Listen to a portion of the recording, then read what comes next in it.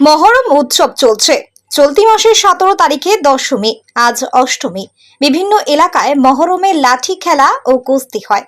মূলত সপ্তমী থেকে শুরু হয় লাঠি খেলা। এবার এই লাঠি খেলা সূচনায় এক নতুন দৃষ্টান্ত দেখা গেল। মালদার ইংলিশ বাজার ব্লকের মিল্কি গ্রাম পঞ্চায়েতের অন্তর্গত খাসকোলে ক্লাবে কেক কেটে মহরম খেলার আরম্ভ করা হয়। কেক কেটে লাঠি ও কুস্তি খেলার সূচনা করেন মিল্কি অঞ্চল যুব সভাপতি নাহিদ আলম।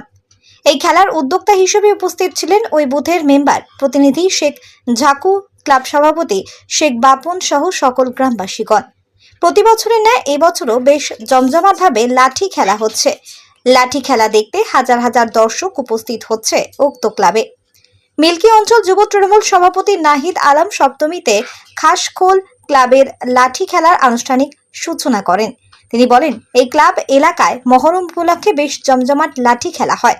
বিভিন্ন প্রান্ত থেকে খেলোয়াড়েরা খেলতে আসেন, হাজার হাজার দর্শকের সমাগম হয়। মালদার মিল্কি থেকে রবিউল ইসলামের রিপোর্ট, বাংলা নিউজ টিভি 24।